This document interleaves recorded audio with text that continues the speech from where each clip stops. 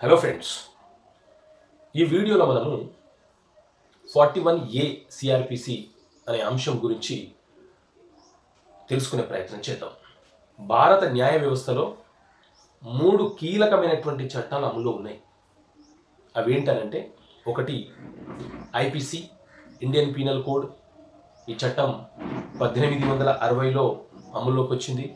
దాదాపు ఈ చట్టంలో 511 సెక్షన్లు ఉన్నాయి.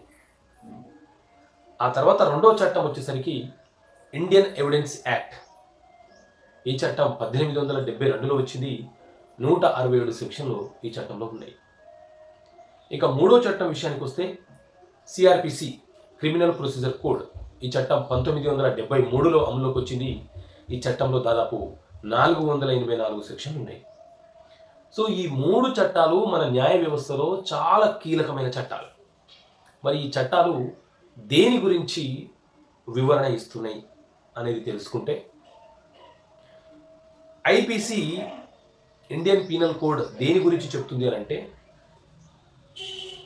ఏదైనా ఒక నేరం జరిగితే ఆ నేరం అంటే ఏంటి, ఆ నేరాన్ని నిర్వచించి ఆ నేరానికి గల శిక్ష ఎలా ఉంటుందో కూడా వివరణ చేసేదే ఐపీసీ చట్టం.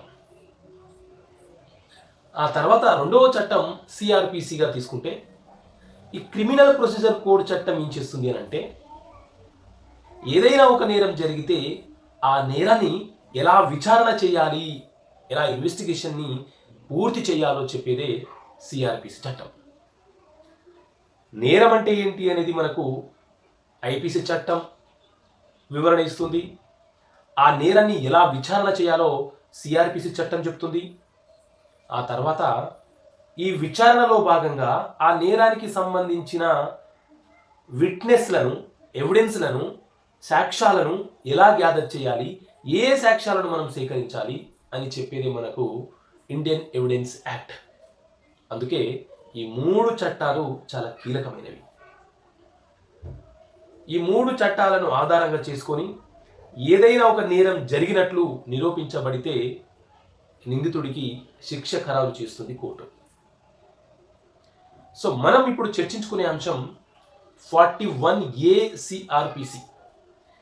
ఈ ఐపీసీ, సిఆర్పిసి, ఇండియన్ ఎవిడెన్స్ యాక్ట్లలోని సిఆర్పిసిలోని ఒక సెక్షన్ గురించి మనం మాట్లాడుకుంటున్నాం.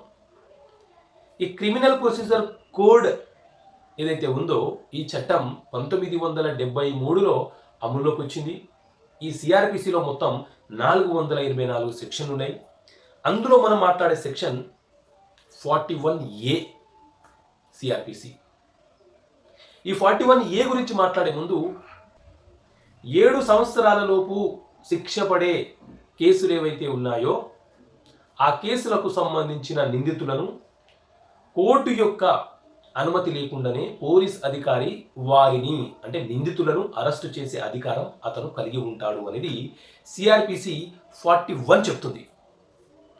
మరి ఈ 41A ఏంటి అని అంటే, 2008లో కేంద్ర ప్రభుత్వము 41 సెక్షన్కి అదనంగా 41A, 41B, 41C, 41D అనే సెక్షన్లను చేర్చి సవరణ చేయడం జరిగింది.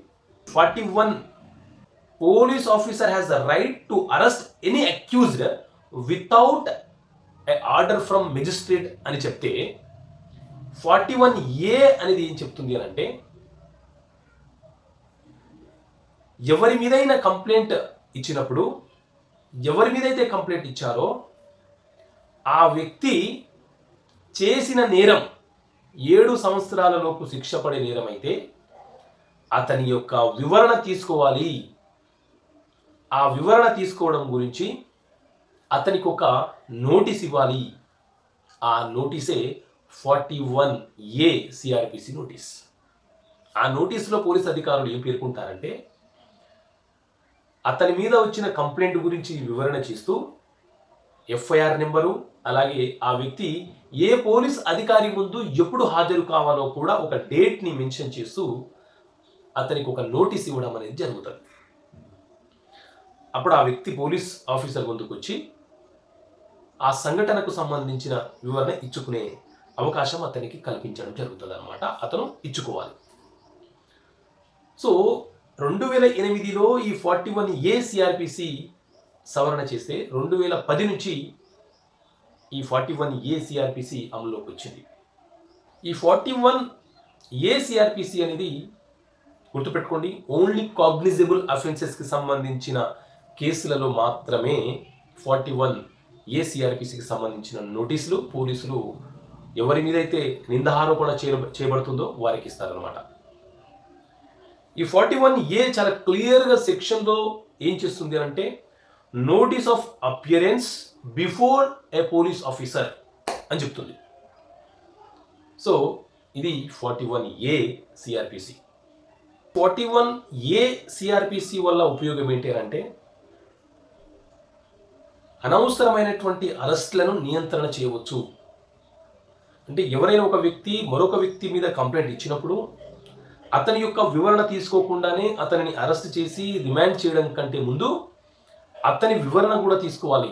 అందులో రీజనబుల్ అనిపిస్తే, ఆ వివరణలో ఇతని వైపు తప్పు లేదు అనే భావన కలిగితే అప్పుడు అతన్ని అరెస్ట్ చేసే అధికారము అవకాశం ఉండదు. కాబట్టి 41 సిఆర్పిసి నోటీసు ఇవ్వడం అనేది ముఖ్యమని చెప్పి కేంద్ర ప్రభుత్వము ఈ 41 సెక్షన్కి 41A అనే అంశాన్ని చేర్చడం జరిగింది.